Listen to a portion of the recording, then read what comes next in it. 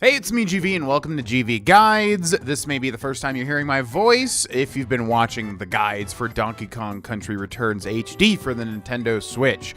What is up? Not hearing my voice. I think seeing my face is what I meant.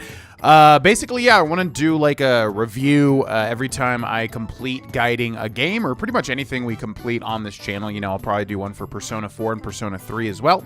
But yeah, I wanted to do a little review now that I have completed Donkey Kong Country Returns HD for the Nintendo Switch. The only thing that I have not done is all of the time attacks and all of World 9, the secret world that you get if you complete all the K levels in the game. So I think I've done pretty much, you know, most of the stuff to be able to talk about my opinions on this video game. And what do I think about it? Well, overall, it was super duper fun. I actually really enjoyed just going through a level slowly, trying to look for all the secrets and collectibles and everything. And I enjoyed the challenge as well. Sometimes I definitely got frustrated. There were really difficult parts, and I was playing on modern mode, which I just chose because that was the default mode. I never played this game before on the Wii, which, as far as I understand, was the original version. So yeah, I can only imagine if you're playing on original mode, because I did like do everything in the original Donkey Kong Countries 1 through 3 somewhat recently. I never played them as a kid, and I would imagine you only get like one hit for Diddy, one hit for Donkey Kong sort of thing, which would make this infinitely harder. But yeah, I don't know. I found the challenge usually pretty easy, but sometimes very difficult even with modern mode. But the gameplay itself was so fun. I loved it, man. I never grew up with Donkey Kong for whatever reason, but I really understand the allure of it. You know, it's just like a harder platformer with a lot of secrets in the different levels, and it's very fun to try and figure out where they are and to also complete the more challenging stuff. So yeah, as far as I know, this game was pretty well liked, but Tropical Freeze, the sequel, was way more liked, as far as I understand. Now, I did play Tropical Freeze on the Wii U way back when it like came out on the Wii U. I don't even know if it came out on the Wii or just the Wii U.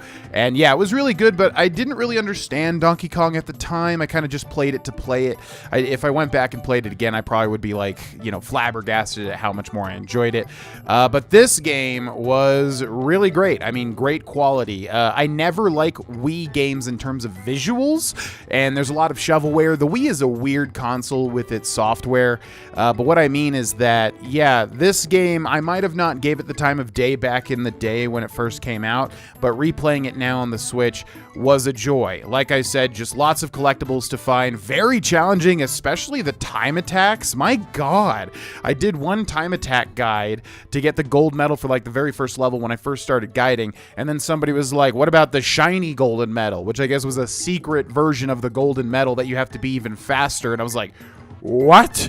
So yeah, this definitely has a very high skill ceiling, it seems like, if you want to do literally everything, which I'm still contemplating going through the time attacks because it's going to take, ironically, a lot of time and probably a ton of frustration. The music was really good. Donkey Kong is known for having amazing music, usually due to, I believe his name is David Wise, the composer, but as far as I understand, they kind of just reused a lot of old tracks. There was a lot of tracks that maybe were a little remixed, but definitely, you know, I was like, oh, that one.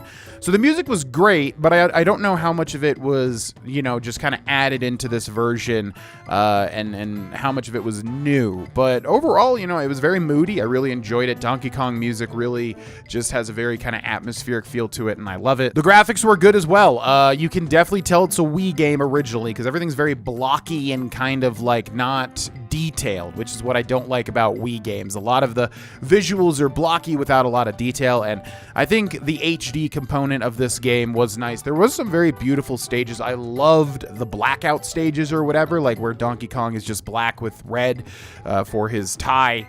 I love those levels. Those were so beautiful. And yeah, I guess we should talk about the controversy or whatever, because, you know, this game was a little controversial. Nintendo always, like, re-releases games and charges $60, which really is ridiculous. If you're gonna do that, Nintendo, I think, as everybody knows at this point, you really just need to bundle games. You need to make a Donkey Kong Country Returns HD and Tropical Freeze HD and put a 2-in-1. Even then, $60 is kind of like, really? But yeah, I agree with that. Like, that's really lame that this game was $60 when it's just a re-release of a Wii game. And as far as I understand, it was also on the 3DS, because I didn't realize the last Secret World was like 3DS exclusive, but then they added that into the Switch version. So I don't really know the changes. I tried to look into it. It was a little confusing. From what I understand, they took the 3DS bonus levels and added it to the Switch. They also obviously made it HD, but there was some controversy with textures and things, and Nintendo just phoning it in, which they definitely do. I really wish they kind of gave us, the consumer, more value by bundling something like Tropical Freeze in with this. But overall, yeah, man, this is really a classic Donkey Kong Country game. I mean, in the style of the original 3, you know, a little bit more modern, obviously. I had a ton of fun with this. I totally am becoming more and more of a Donkey Kong fan with each game that I complete in the series. I loved it, and that comes with a heavy caveat that obviously this was a $60 re-release of a Wii game, which doesn't really add that much as far as I can tell. So it's definitely a phoned-in re-release, but if you're like me and never played the original, you know, it's a fantastic video game, and honestly, there's a lot of content in it. So overall, I'm going to give Donkey Kong Country Returns HD for the Switch an 8.6 out of 10, and that is with the heavy caveat that this is a very lazy phoned-in re-release by Nintendo. But, again, if you have not played it, it is definitely worth your time. It's a fantastic video game. I just wish Nintendo gave us more value with their re-releases. Thanks for watching the guides. Thanks for watching this video. Subscribe for more, and I'll see you in whatever we guide next. And also Persona 3 Reload and Persona 4 Golden, which are getting close to the end. Bye-bye.